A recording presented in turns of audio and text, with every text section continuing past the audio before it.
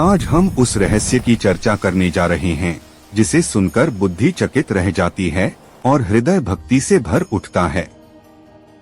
क्या आपने कभी सोचा है कि जिस धरती पर हम आज चल रहे हैं, उसी धरती की मिट्टी पर आज भी कुछ ऐसे महापुरुषों के पदचिह्न पड़ रहे हैं जिन्होंने द्वापर और त्रेता युग को अपनी आंखों से देखा है। हाँ, कलयुग का अंधकार कितना भी गहरा क्यों न हो जाए, 7 ऐसी ज्योतियां हैं जो बुझती नहीं। उन्हें काल का ग्रास नहीं खा सका, उन्हें समय की सीमाएं बांध नहीं सकी। इन्हें हम सप्त चिरंजीवी कहते हैं। आइए आज हम अपनी आंखों पर जमी आधुनिकता की धूल झाड़ते हैं और श्रद्धा के चक्षु खोलकर देखते हैं कि वे 7 अमर विभूतियां आज कहाँ और किस हाल में हैं। क्या समय की कोई सीमा होती है? हम जन्म लेते हैं और कुछ दशकों में मिट्टी में मिल जाते हैं। लेकिन क्या होगा अगर मैं आपसे कहूँ कि इस शोर भरी दुनिया के पीछे शांत पहाड़ों की कंदराओं में और इतिहास के अनसुने पन्नों में 7 ऐसी धड़कनें हैं जो महाभारत के समय से आज तक थमी नहीं हैं। इतिहास उन्हें सप्त चिरंजीवी कहता है। वे कलयुग के इस अंधकार में रोशनी के 7 स्तंभ हैं। वे बूढ़े नहीं होते, वे मरते नहीं और वे कहीं गए भी नहीं हैं। वे हमारे बीच हैं। आज का यह वीडियो केवल एक जानकारी नहीं, एक आध्यात्मिक खोज है। हम उन गलियों में चलेंगे जहां अश्वत्थामा की चीखें सुनाई देती हैं, उस पर्वत पर जाएंगे जहां हनुमान जी आज भी राम नाम जप रहे हैं।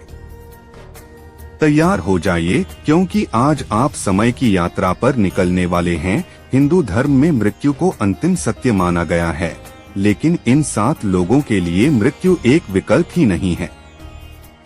क्यों? क्या यह एक ईश्वरीय वरदान था या किसी बहुत बड़े उद्देश्य की तैयारी?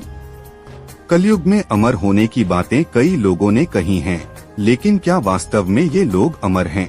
कई लोगों के मन में यह सवाल होता है कि अगर ये लोग अमर हैं, तो उनकी उम्र कितनी हो गई होगी और वे कैसे अपनी जिंदगी जी रहे हैं। कुछ लोगों का मानना है कि ये कहानियां सिर्फ मिथक हैं और कुछ नहीं। लेकिन दूसरी तरफ कुछ लोग ऐसे हैं जो इन कहानियों को सच मानते हैं और इन्हें जानने के लिए उत्सुक रहते हैं। इन कहानियों के पीछे कई रहस्य छिपे हुए हैं जिन्हें जानना वाकई दिलचस्प होगा। हर एक अमर व्यक्ति के पीछे की कहानी को विस्तार से समझेंगे, उनके जीवन और उनके दावों के बारे में चर्चा करेंगे। माना जाता है कि इन लोगों ने कई सदियों से अपनी जिंदगी जी रही है और उनके अनुभव वाकई अद्वितीय हैं।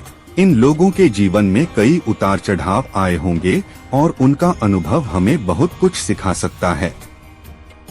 उनके दावों के अनुसार वे कई ऐतिहासिक घटनाओं के साक्षी रहे हैं और उनके बारे में विस्तार से बता सकते हैं।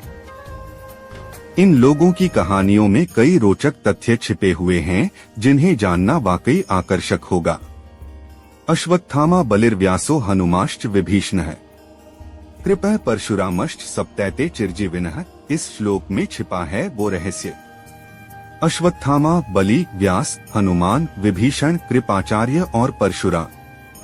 इनमें से कुछ को अमरता प्रेम के कारण मिली, कुछ को कर्तव्य के कारण और कुछ को दंड के रूप में।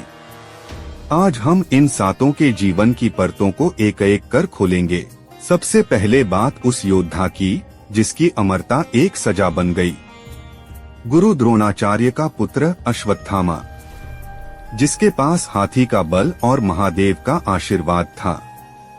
लेकिन प्रतिशोध की आग ने उससे सब कुछ छीन लिया। जब भगवान कृष्ण ने उसके माथे की मणि निकाल ली तो उन्होंने सिर्फ एक पत्थर नहीं निकाला, उन्होंने उसकी शांति छीन ली। तुम कलयुग के अंत तक भटकोगे, तुम्हारे घावों से मवाद बहेगा और तुम मौत की भीख मांगोगे पर मौत नहीं आएगी। कल्पना कीजिए, हजारों साल अकेले बिताना, न कोई अपना न कोई घर। आज भी मध्य प्रदेश के बुरहानपुर में असीरगढ़ के किले में लोग दावा करते हैं कि एक विशालकाय पुरुष मंदिर में सबसे पहले फूल चढ़ाकर जाता है। क्या यह वही अश्वत्थामा है जो अपने पापों का प्रायश्चित कर रहा है, जहां अश्वत्थामा का नाम डर पैदा करता है, वहीं हनुमान जी का नाम सुरक्षा का एहसास दिलाता है। हनुमान जी को अमरता का वरदान माता सीता ने दिया था। जब भगवान राम अपनी लीला पूरी कर बैकुंठ जाने लगे, तब हनुमान जी ने उनके साथ जाने से इनकार कर दिया। उन्होंने कहा, प्रभु, जहां आपका नाम नहीं, वहां मेरा क्या काम। राम जी ने उन्हें आशीर्वाद दिया कि जब तक इस धरती पर राम नाम रहेगा, हनुमान सशरीर यहीं रहेंगे। सस्पेंस। आज भी जब कहीं रामायण का पाठ होता है तो एक कुर्सी खाली रखी जाती है। माना जाता है कि हनुमान जी वहां किसी न किसी रूप में जरूर आते हैं। उनके पदचिह्न आज भी दुनिया के कोने कोने में मिलते हैं। क्या वे हिमालय की किसी गुप्त गुफा में ध्यान मग्न हैं? या वे एक आम भक्त बनकर हमारे पास से गुजर जाते हैं? परशुराम विष्णु के छठे अवतार। उन्होंने 21 बार इस धरती को अन्यायी राजाओं से मुक्त किया, लेकिन वे आज भी जीवित क्यों हैं?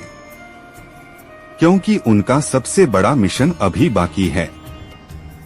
गहराई। वे महेंद्रगिरी पर्वत पर तपस्या कर रहे हैं। वे शांत हैं क्योंकि वे समय का इंतजार कर रहे हैं। शास्त्रों के अनुसार जब कलयुग का अंत होगा, तब परशुराम जी ही भगवान कल्कि के गुरु बनेंगे।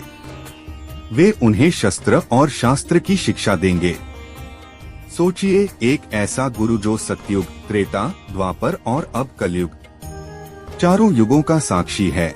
अमरता केवल योद्धाओं को नहीं, बल्कि भक्तों और दानवीरों को भी मिली। विभीषण, रावण का भाई, जिसने धर्म के लिए अपनों का त्याग किया, उन्हें अमरता मिली ताकि वे कलयुग में लोगों को धर्म की राह दिखा सकें। राजा बलि, एक ऐसा असुर राजा जिससे स्वयं भगवान विष्णु ने दान मांगा। बलि ने अपना सब कुछ दे दिया, यहाँ तक कि अपना सिर भी। उनकी दानवीरता से प्रसन्न होकर भगवान आज भी पाताल लोक में उनके द्वारपाल बनकर रहते हैं। बिना ज्ञान के यह संसार अंधकारमय होता। वेदव्यास जी ने वेदों को विभाजित किया, महाभारत लिखी। वे ज्ञान के रूप में आज भी जीवित हैं। और कृपाचार्य, जो पांडवों और कौरवों के गुरु थे, वे आज भी अपनी निष्पक्षता और तपस्या के कारण अमर हैं। ये दोनों सुनिश्चित करते हैं कि कलयुग में भी धर्म का ज्ञान पूरी तरह लुप्त न हो जाए। ये 7 चिरंजीवी कोई साधारण महापुरुष नहीं हैं। ये एक डिवाइन आर्मी है। कलयुग का अंत कोई साधारण घटना नहीं होगी। जब चारों तरफ हाहाकार होगा, तब ये 7 अपनी शक्तियों के साथ प्रकट होंगे। अश्वत्थामा को मुक्ति मिलेगी, हनुमान जी की प्रतीक्षा समाप्त होगी और परशुराम जी का न्याय पूर्ण होगा। वीडियो के इस हिस्से में हम सबसे चौंकाने वाली जानकारी साझा करेंगे जो इन अमर लोगों के बारे में है। इन लोगों के बारे में कई चौंकाने वाली बातें सामने आती हैं जो हमें आश्चर्यचकित कर सकती हैं। उनकी जिंदगी से जुड़ी कई अनोखी बातें हैं जो हमें उनकी अमरता के बारे में और भी जानने के लिए प्रेरित करेंगी। इन लोगों के बारे में जानकारी प्राप्त करना वाकई एक रोमांचक अनुभव होगा। हमने इन 7 अमर लोगों की कहानियों को संक्षेप में देखा और उनके अस्तित्व के पीछे के रहस्यों पर चर्चा की। मित्रों, 3500 शब्दों में भी इन महागाथाओं को समेटना असंभव है। ये 7 नाम हमें सिखाते हैं कि समय बलवान है, लेकिन कर्म और भक्ति उससे भी ऊपर हैं। चाहे विज्ञान इन्हें माने या न माने, लेकिन करोड़ों लोगों की आस्था में ये आज भी जीवित हैं। जब हजारों साल बीत जाते हैं, तो इतिहास कथा बन जाता है। लेकिन कुछ कथाएं समय की सीमाओं से बाहर निकल जाती हैं। चिरंजीवी, वे हमें यह याद दिलाते हैं कि अमरता शरीर की नहीं, धर्म की होती है। शायद वे आज भी हमारे बीच हैं, शायद नहीं, लेकिन अगर आज भी कहीं कोई धर्म की रक्षा कर रहा है, सत्य के लिए खड़ा है और अहंकार से मुक्त है, तो समझ लीजिए वहीं कोई चिरंजीवी उपस्थित है। क्योंकि कलयुग में ईश्वर रूप बदल सकते हैं, लेकिन धर्म कभी नहीं। अगर आप ऐसे रहस्यों पर और गहराई से जानना चाहते हैं तो सब्सक्राइब करें। यहाँ हर वीडियो सोच और श्रद्धा के बीच की यात्रा है। कमेंट में बताइए, आपके अनुसार इन 7 चिरंजीवियों में आज सबसे सक्रिय कौन है? आपका उत्तर अगले वीडियो का विषय तय करेगा। मिलते हैं अगले वीडियो में एक नए रहस्य के साथ। तब तक के लिए जय श्री कृष्ण।